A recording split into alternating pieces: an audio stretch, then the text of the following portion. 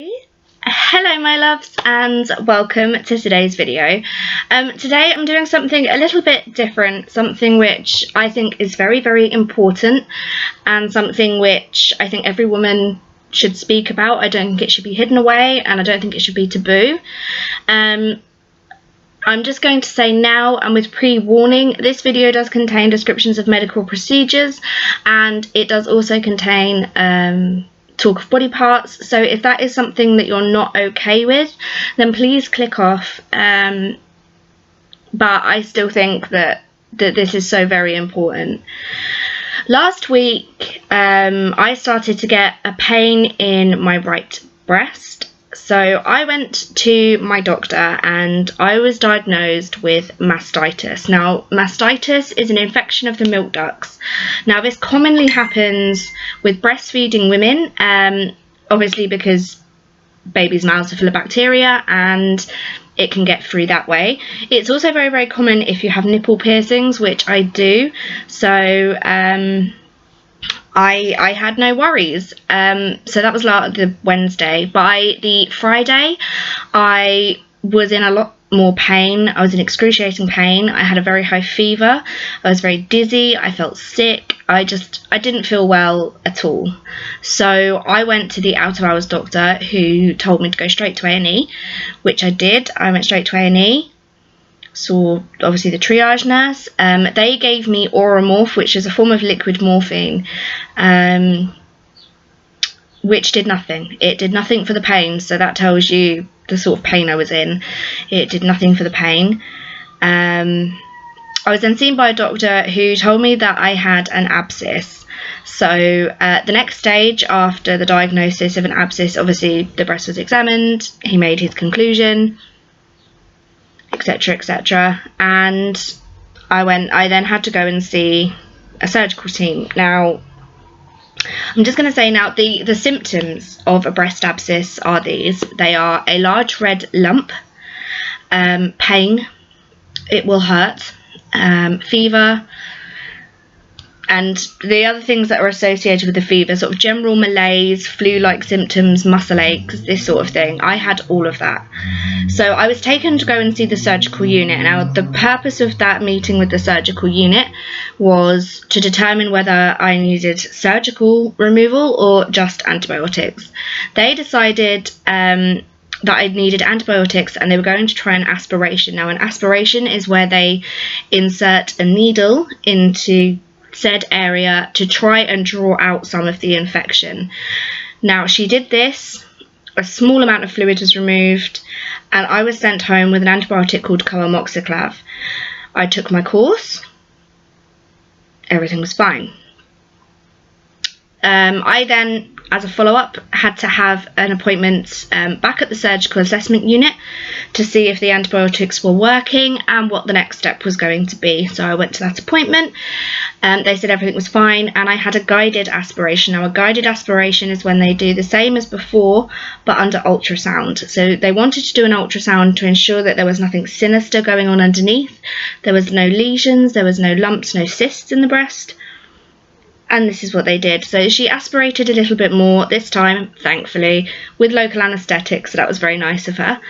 And then yesterday I had to go back again for an appointment with the breast clinic. Now, most hospitals will have a breast clinic, and this is the area of the hospital where they do things like compulsory mammograms, or the sort of, you know, the every few year mammograms, where you go if you have concerns about lumps in your breast. It's a very important part of a hospital, and a lot of people don't realise that it's even there. So shout out to breast clinics.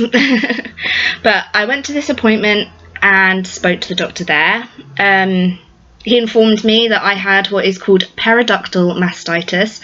Now, this is mastitis that occurs when you are not breastfeeding. If you're breastfeeding, it's lactation mastitis. So there is a major difference. One of the big differences is with lactation mastitis, it can be relieved by the baby continuing to breastfeed.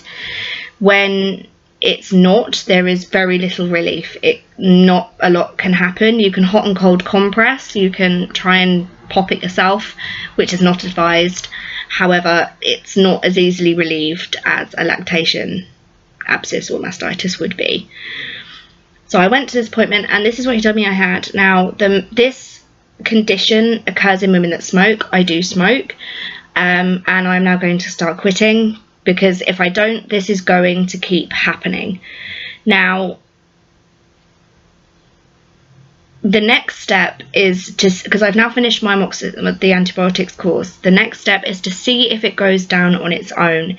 If it doesn't, it will require surgery, and if it keeps going, I could develop what is a fistula.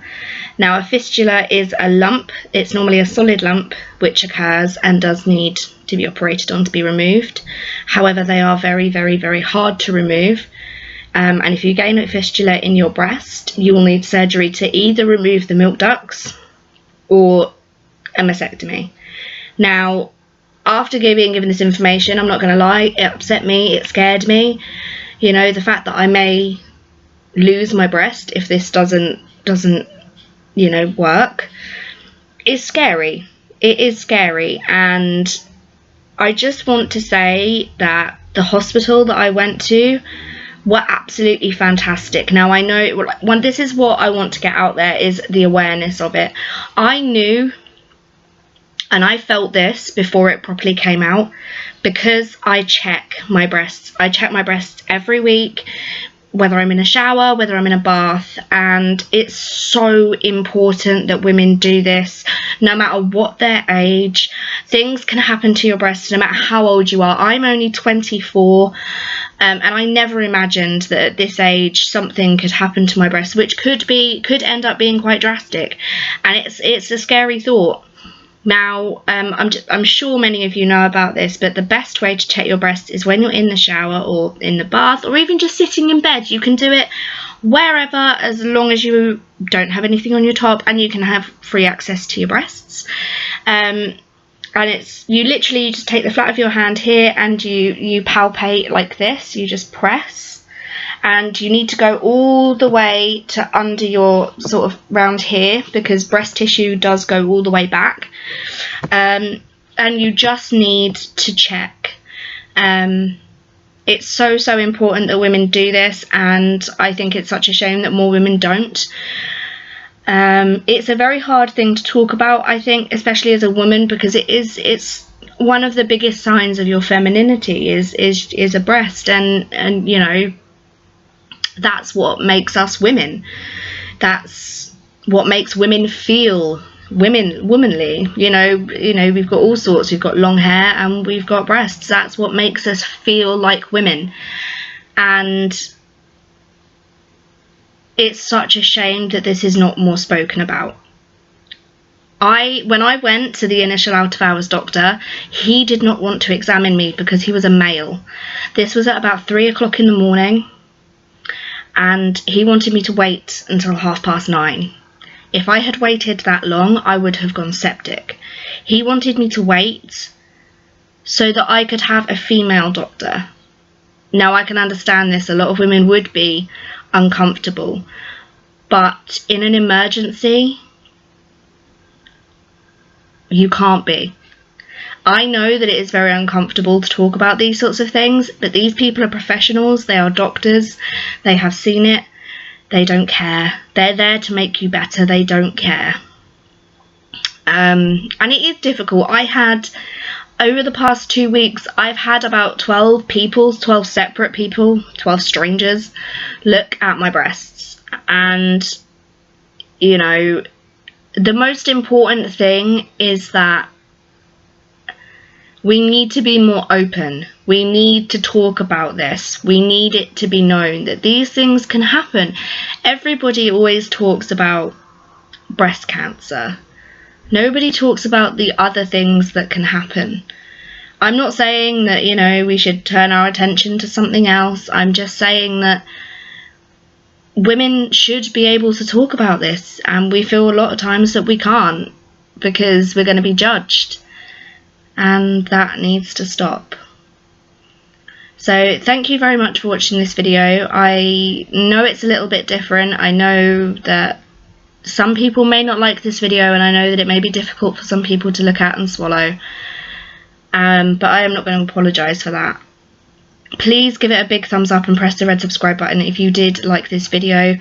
Please share it to wherever you want to, if you can and if you want to, just to get the message out there that women need to know their breasts and need to understand that this is not, it's not something to be ashamed of, it's not something to be scared of. Talk about it, talk to your friends about it, talk to your mum about it, talk to your boyfriend, talk to your doctor, whatever. You know, it needs to be spoken about. Thank you for watching. I will link all of my other social medias down below, and so that you guys can go and find me there if you like. I will also link down below a couple of websites that I found that were really, really helpful, and I will see you guys on Tuesday. Bye bye.